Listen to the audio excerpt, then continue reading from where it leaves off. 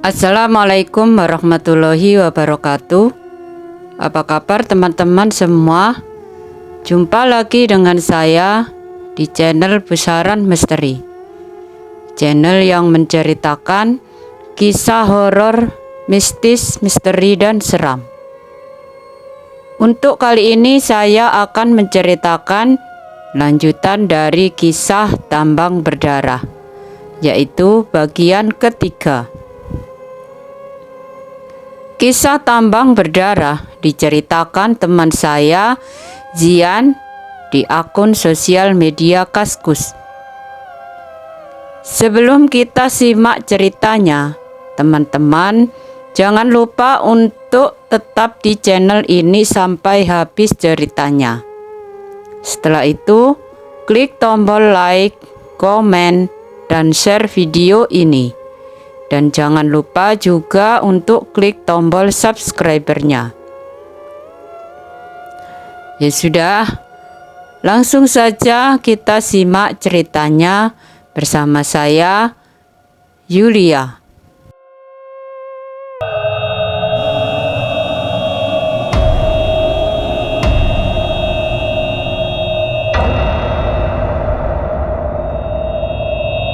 Tambang berdarah, bagian ketiga. Sesampainya di toko, aku membuka pintunya dan mendengar suara tikus di dekat kardus mie. Aku teringat apa kata Jali. Kalau ada suara tikus teriak, mungkin itu digigit ular. Aku coba mengambil sapu dan memeriksa tumpukan kardus mie. Dan benar saja, ular kobra berwarna hitam kecoklatan menggigit tikus. Dengan spontan, aku langsung memukul ular itu dan ular itu pun langsung kabur, meninggalkan tikus yang digigitnya tadi. Aku coba mengejar dan ular itu lari ke arah semak-semak yang tak jauh dari toko. Aku cari-cari tapi nggak ketemu. Padahal semaknya nggak begitu besar. Ibarat dia menjauh, pasti kelihatan. Saat aku sambil menunduk mencari-cari ular, tiba-tiba ada yang menepuk pundakku dari belakang. Dengan spontan, aku memukul memakai sapu. Dia spontan juga menangkis dan bilang, "Sabar, sabar." Dan aku pun membalikkan badan dan memandang ke arahnya. Dilihatnya, dia seperti bukan orang Jawa dan aku yakin bukan pekerja tambang. Sebab ini waktunya orang-orang bekerja. Dia pun sambil tersenyum dan memperkenalkan dirinya. "Kenalin bro, aku ular tadi." "Hah? Bercanda lu ah?" kataku dengan muka terkejut.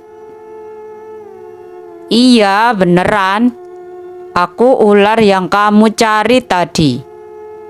Aku dari bangsa jin. Dan kebetulan aku lihat kamu bisa melihat bangsa kami. Jadi sengaja menampakkan diri. Takutnya bakalan kamu pukul kalau aku masih dalam wujud ular," ujar jin ular itu. Maaf ya, tadi aku sempat memukulmu pakai sapu." "Ya maklumlah, namanya ular. Kan aku jadinya kaget. Apalagi kobra. Coba saja kamu jadi ular tanah. Kan gak bikin takut," kataku dengan rasa bersalah. "Hahaha, kamu ini ada-ada saja. Maaf ya tadi ngagetin. Aku cuma main-main saja kok sama tikus. Soalnya tadi kesepian, gak ada teman main. Dalam hatiku, aku berpikir, dilihat-lihat sih sekitar umur 20-an, tapi kok suka mainan tikus ya? Kok bengong? Kenalin, namaku Saga. Kamu siapa?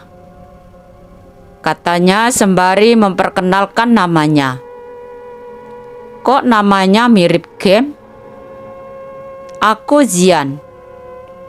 Ke toko yuk, ngobrol saja di sana. Gak enak di sini berdiri, mana panas pula. Iya juga ya. Ayo. Kami pun ngobrol di toko lumayan panjang. Dia lumayan enak diajak ngobrol dengan logat dan bahasa Banjar. Gak berapa lama, datang bule yang mungkin mau membeli sesuatu. Lagi ngomong sama siapa bro?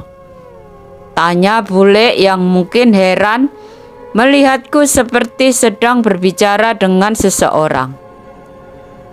Oh, gak ada bule, gak ngomong sama siapa-siapa kok, sanggahku. Tadi dari luar kedengaran seperti bicara sambil ketawa-ketawa. Oh, itu tadi teleponan sama Jali bule. Aku minta bawain oleh-oleh kalau balik ke sini dia nanti. Walah, kirain sama siapa? Ini bule mau ngambil belanjaan. Catatin ya. Saga tadi pun kulihat dia sudah menghilang. Aku mencatat belanjaan bule.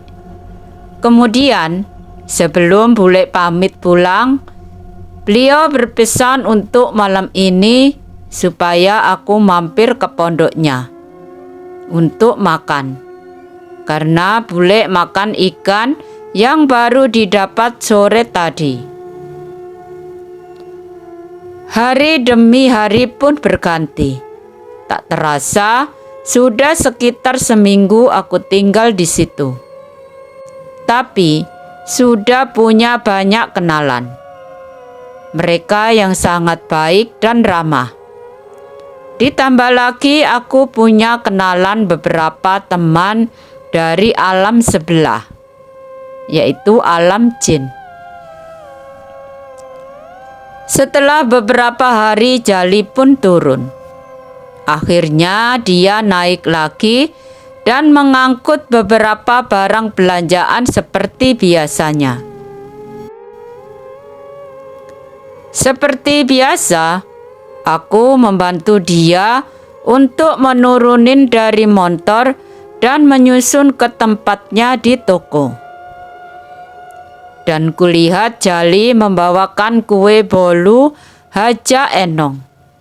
Nah, ini mungkin kalian yang di daerah Kalimantan Selatan atau Kalimantan Tengah tentunya kenal dengan bolu dengan merek Haja Enong. Bolunya sangat manis, enak, empuk, dan tekstur yang lembut dengan berbagai varian. Kuenya aku bawa ke dapur untuk diiris-iris dan diletakkan ke piring. Dan sekilas kulihat di pintu dapur ada Saga berdiri di situ. Mau ini? Saga kutawari sepotong roti. Boleh? Tadi aku mencium aroma yang enak, jadi langsung ke sini. Ternyata kue ini. Boleh dong mau nyincip sedikit? Ujar Saga. Nih ambil. Aku mengambil satu iris dan kuletakkan di piring kecil. Lalu kuletakkan di atas rak piring. "Makasih ya, bro." Saga pun mengambil roti dan menciumi aroma roti itu. Aku kemudian pergi keluar untuk memakannya bersama Jali. "Nih, untuk kalian yang aliran garis keras, yang sedikit-sedikit suka bilang bid'ah, syirik, musyrik, dan lain-lain. Jangan asal menyalahkan adat orang Kalimantan. Kalau ada bawa atau bikin makanan enak, selalu menyisihkan sedikit di piring kecil. Itu bukan sesajen atau persembahan, melainkan sebuah adab dalam bertetangga. Kita tahu bahwa kita hidup berdampingan dengan bangsa jin. Jadi, baik bisa melihat atau tidak. Biasanya orang-orang dulu hingga sekarang, kalau ada makanan enak, menyisihkan sedikit sebagai tanda nawarin kepada bangsa jin. Sebab mereka juga kadang tertarik dengan apa yang kita makan. Meskipun mereka tidak memakan apa yang kita tawarin, alias hanya sekedar menikmati dengan cara mencium saja. Tapi tidak ada salahnya. Setelah sekitar 1 jam, nanti diambil lagi untuk dimakan, sebab bangsa jin hanya mencium saja. Jadi kita makan supaya tidak mubazir. Dan sebelum memakan makanan itu, sebaiknya membaca basmalah.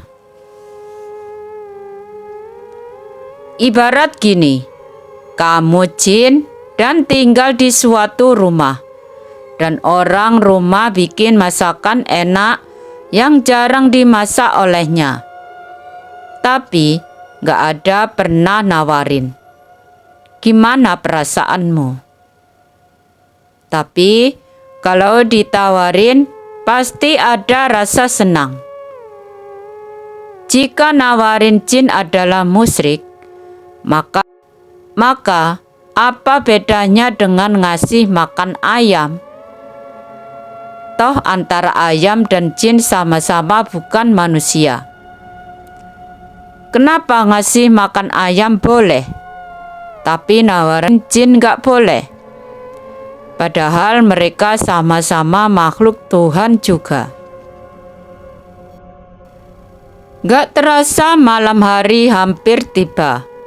Sore itu, para pekerja tambang yang mayoritas adalah anak muda, sekitar berumur 20-30 tahunan pada pulang. Sedangkan yang agak tua atau sudah beristri, biasanya mereka nggak langsung pulang, tapi teleponan dengan keluarganya dulu di Lundang, tempat kerja mereka, sampai menjelang maghrib baru pulang. Dan sore itu, ku dengar bule memanggil Oku supaya mengambilkan air di sumber air yang berada di seberang sungai itu. Berhubung para penambang baru saja datang kerja, mereka terlebih dahulu beberes peralatan kerja dulu sambil memproses emas di sebuah lundang khusus. Aku pun cepat-cepat mandi di lundang lain yang khusus untuk mandi. Sebab kalau mandi barengan mereka mandinya barbar sampai air jadi keruh. Setelah selesai mandi, aku balik ke toko dan tak sengaja kulihat ada perempuan mengikutin di belakang Oku yang membawa jerigen berisi air. Wanita itu berbaju merah. Aku perhatiin. Ini cewek jangan-jangan yang biasa disebut hantu Sri. Gumamku. Setelah aku mengisikan air dari jerigen ke drum wadah air mereka, dia lanjut mandi dan wanita tadi kulihat masih mengikuti di belakangnya sampai di lundang pemandian. Aku yang masih penasaran dengan apa yang bakalan dia perbuat, terus memperhatikan dia yang tanpa kusadari aku kelihatannya seperti merhatiin aku sedang mandi. Kan anjay. Sadar dengan arah pandanganku yang ke arah dia mandi, dia pun ngomong, "Kenapa bro? Mau lihatin aku mandi?" "Oh enggak apa-apa, santai aja," jawabku gugup. "Kamu mau lihat ini?" Aku sambil membuka celana dan ngeliatin anunya ke aku. "Is, bodoh kamu itu." Aku pun teriak kepada aku dengan sedikit gelagapan. Hahaha. Aku ketawa ngakak melihat ekspresi mukaku yang bergidik saat melihat apa yang dia tunjukkan. Aku lalu pergi dari situ dan kembali ke toko dengan perasaan malu. Kok bisa-bisanya aku gak kepikiran sampai ke sana. Bikin dia salah paham saja. Gumamku sambil berjalan menuju ke arah toko. Saat malam tiba, seperti biasa kami nonton TV bareng dan tiba-tiba dari arah samping ada yang merangkul bahuku dengan tangan kanannya. Ternyata di sebelah kiriku aku baru saja duduk. "Maafkan yang tadi ya bro." "Iya, nggak apa-apa. Tadi itu aku lihat ada sesuatu di sana dan mengikutimu," ucapku sambil memandang aku. "Apa itu bro? Benjolan punyaku besar kan?" "Is, kamu masih aja seperti itu." Kupukul pundak aku dengan keras. Aku tidak merasa sakit, malah tertawa terpingkal-pingkal. "Ya, iya, sorry bercanda. Sesuatu apa?" tanya dia penasaran. "Tadi ada cewek yang mengikuti kamu. Dia berbaju merah." "Seriusan? Jangan nakut-nakutin. Emangnya kamu itu dukun kah?" tanya aku dengan mimik serius. "Beneran? Memangnya harus dukun kalau mau lihat jin?" sanggahku. "Jangan bercanda bro. Di sini itu sering orang lihat cewek baju merah yang biasanya disebutnya dengan hantu Sri. Jadi jangan-jangan itu hantu Sri ya?"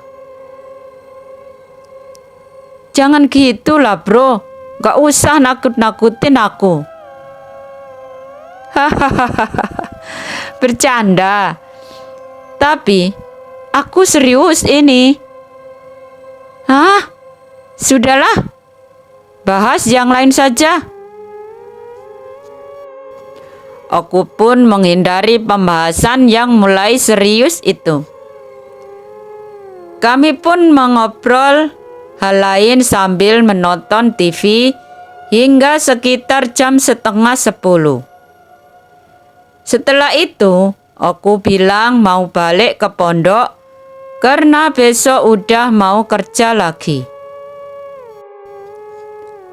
Setelah beberapa lama tiba-tiba terdengar gempar dan salah satu teman pondoknya menghampiri kami yang berada di tenda TV dan bilang bahwa aku kerasukan. Kami semua pun bergegas untuk melihat ke pondoknya. Ternyata benar saja, dia berbaring dengan keadaan tegang. Matanya melotot tanpa berkedip. Dan dipanggil-panggil tidak ada respon sama sekali. Tetapi dia belum kerasukan. Sebab yang kulihat saat itu, wanita berbaju merah itu sedang menindih tubuh Oku dan duduk di atas perutnya. Kedua tangan Oku diinjak oleh kakinya dan leher Oku dicekiknya. Aku berinisiatif untuk memasukkan wanita itu ke dalam tubuh Oku agar bisa diajak bicara dan orang lain bisa mendengar juga. Ketika dia sudah masuk ke dalam tubuh Oku, dia langsung bangun dari posisi tidur menjadi posisi seperti harimau siap menerkam. Aku mencoba mendekatinya, namun tanganku ditarik paksa oleh Jali. "Jian, ngapain kamu itu?" "Gak apa-apa kak, sebentar saja," pintaku kepada Jali supaya melepaskan tanganku. Kemudian Jali melepaskan tanganku. Aku kemudian menyuruh yang lainnya untuk memegangi tangan, kaki, dan aku mulai menanyai Oku. "Ini siapa? Ngapain bikin onar di sini?" tanyaku pada sesosok yang di dalam tubuh Oku. "Aku Sri. Aku suka anak ini. Aku mau dia nemenin aku," kata Oku dengan suara perempuan yang parau. "Jangan sembarangan kamu. Dia temanku. Jangan macam-macam sama temanku," bentakku kepada sesosok hantu Sri.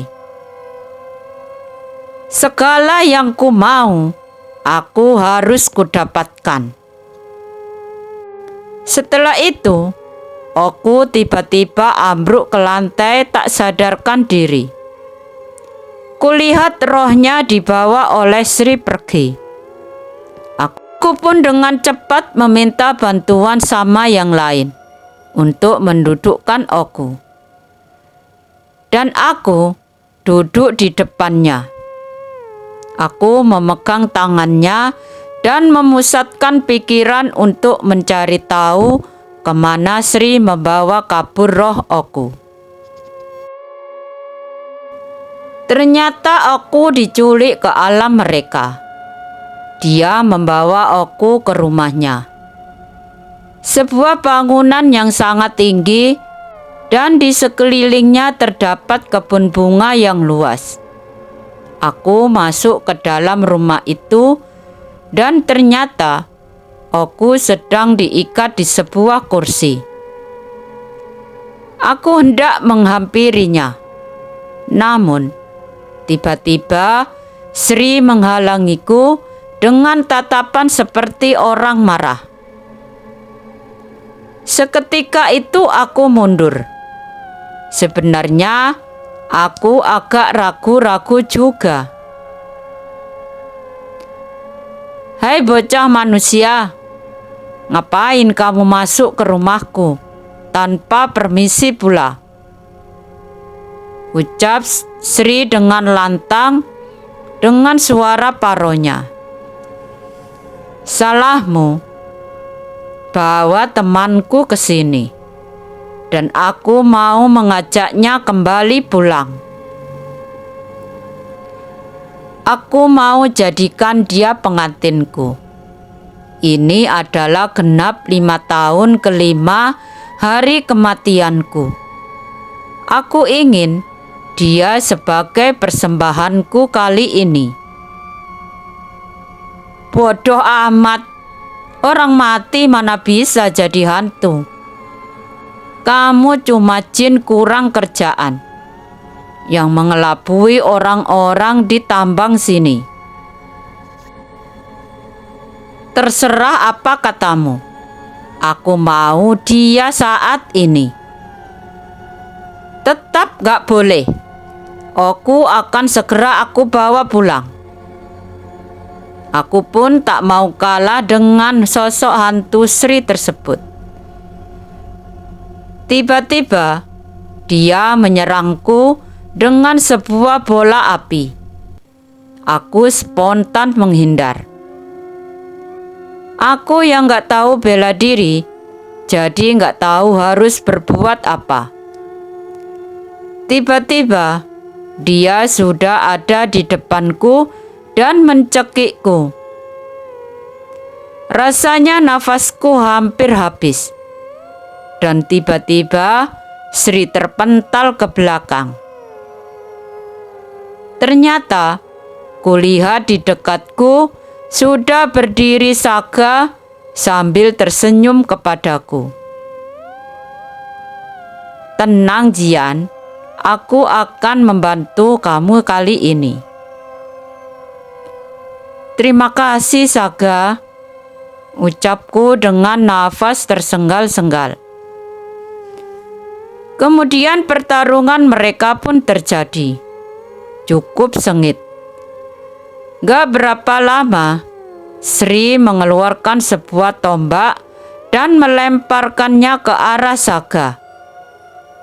Saga terlambat menghindar dan tertancap di dadanya. Sri pun tertawa senang dengan kemenangannya. "Hahaha, rasakan itu. Jangan campuri urusanku." "Saga, kamu gak apa-apa Saga?" Aku pun lari menghampiri Saga yang sudah tidak berdaya. "Tenang bro, kalau ini gak sakit sih," katanya sambil mengedipkan sebelah mata, seolah-olah meremehkan serangan itu. Padahal aku tadi sudah merasa khawatir. Di alam jin berbeda dengan alam kita. Jika terjadi sesuatu seperti tertusuk atau sejenisnya, tidak akan langsung mati. Sebab menggunakan tenaga dalam, jadi hanya energi yang berkurang, gak sampai merenggut nyawa. Kecuali memang dibantai habis-habisan sampai energi terkuras baru orang itu mati. Ibaratnya aku saat itu terluka. Misalkan terkena tusukan, dan jika balik ke badanku, maka hanya rasa sakit yang kurasakan saat itu. Sedangkan lukanya tidak membekas pada tubuh yang terluka. Kurang lebihnya seperti game lah. Kalau energi karakter itu belum habis, ditusuk atau ditombak beberapa kali pun masih bisa bertahan. Gak lama setelah itu, Saga mencabut tombak yang menancap di badannya dan menyerang balik ke arah Sri. Dan tepat saat itu terkena di lehernya. Sri semakin marah. Dia mencabut tombak itu dan membuangnya, kemudian melemparkan sebuah tali panjang ke arah Saga. Dan dia pun terikat. Melihat hal itu, aku pun lari menghampiri Saga dengan niat mau menolong. Malah aku ikutan kena ikat. Melihat kami berdua terikat, Sri pun tertawa senang. Dia pun menghampiri kami dengan membawa sebilah pedang panjang di tangan kanannya, seolah-olah siap untuk memenggal kami. Ketika dia sudah dekat dan siap mengayunkan pedangnya, tiba-tiba sebuah tombak bermata tiga seperti trisula menancap tepat di punggung belakangnya. Sri pun langsung berteriak kesakitan.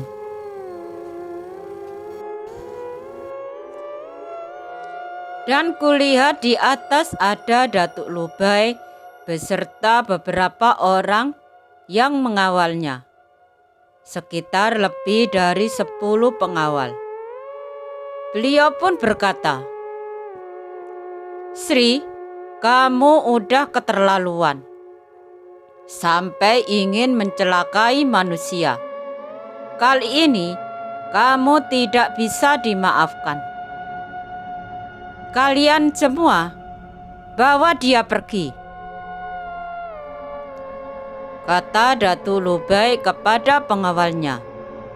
Dan mereka semua merantai Sri, kemudian menghilang entah kemana dibawanya. Kemudian Datuk Lubai menghampiri kami dan menjentikkan jarinya, dan seketika ikatan kami terlepas.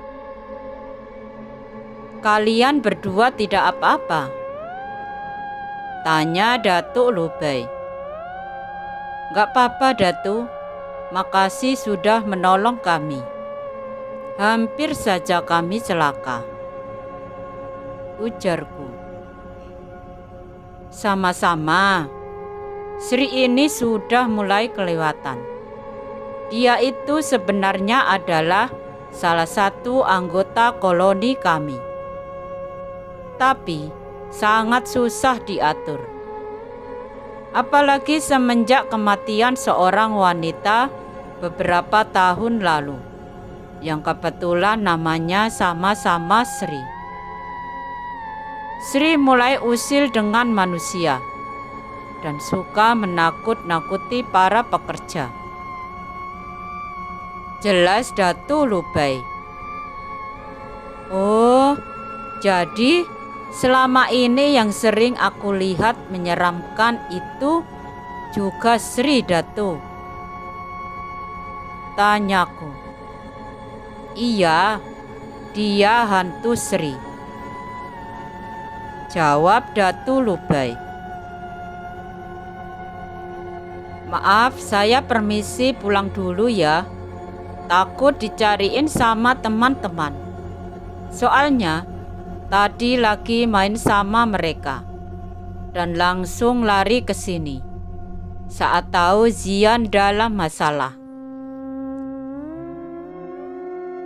kata Saga sambil berpamitan. "Oh iya, silakan," jawabku. "Sekali lagi makasih ya sudah bantuin saya, Saga." "Santai bro, kita kan friend," katanya sambil senyum dan tiba-tiba kemudian menghilang. "Saya juga pamit dulu, Datuk. Mau bawa teman saya pulang. Takutnya yang di sana khawatir kalau kelamaan."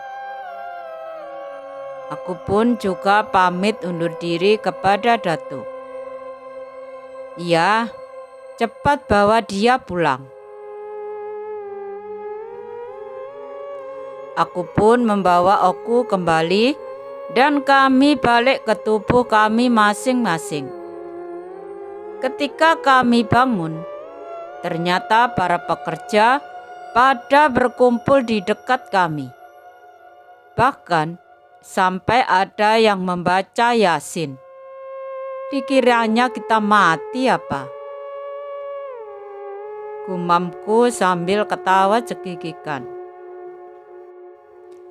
Bro, kenapa tadi bro? Dipanggil-panggil gak nyautin? Tanya bule khawatir saat kami berdua sudah bangun. Iya, kami semua khawatir. Kalian berdua gak merespon sama sekali. Padahal masih sama-sama bernafas, kata salah satu dari para pekerja. Tadi susah diceritainnya. Intinya gini, tadi aku diculik sama hantu Sri. Jadi aku berusaha pergi untuk menolongnya. Jawabku singkat. Hah? Kok bisa? Kata mereka serempak dengan menatapku lekat. Ya gitu deh. Nanti tanya sama aku kalau dia sudah bangun. Aku mau pulang dulu ya. Capek semua rasanya badanku. Oh iya, pulanglah dulu. Besok cerita-cerita ya sama bule. Iya bule. Aku pun pamit pulang balik ke toko untuk tidur dan kulihat aku masih belum sadarkan diri. Teman-temannya membaringkan dia di tempat tidur dan aku pamit sama mereka. Dan kulihat Jali terus menatapku seperti masih kebingungan. Karena aku mengantuk, aku pun tak menghiraukannya dan gak bercerita macam-macam ke dia. Sesampainya di toko, aku cuci tangan dan kaki dulu. Kemudian ke tempat tidur dan langsung rebahan. Setelah beberapa saat kemudian, ketika aku memejamkan mata, tiba-tiba tanganku terasa dingin. Saat kulihat di sampingku, betapa kagetnya aku. Ternyata ada Saka juga rebahan di sisiku. Mungkin tangan dia menyentuh tanganku yang menyebabkan rasa dingin. Entah kenapa. Mungkin karena dia ular. Astaga, kamu ini bikin kaget saja. Emang sengaja. Kesini ngapain? Aku mau tidur. Capek badanku. Aku mau numpang tidur. Boleh kan? Ya sudah. Tapi janji jangan berubah ular. Kalau sampai berubah jadi ular, jangan salahin aku kalau aku pukul. Sip, oke lah. Kami pun malam itu tidur bersebelahan. Pengalaman pertama aku tidur bersama Snake Boy. Demikianlah kisah tambang berdarah bagian ketiga. Bagaimanakah kisah keseruan dari Jian selanjutnya dengan misteri-misteri di tambang berdarah? Simak lanjutan kisahnya di bagian selanjutnya. Agar kalian tidak ketinggalan lanjutan dari kisah selanjutnya, jangan lupa untuk klik tombol lonceng notifikasinya di channel Pusaran Misteri. Sekian dari saya, sampai jumpa di kisah selanjutnya. Akhirul kalam. Wassalamualaikum warahmatullahi wabarakatuh.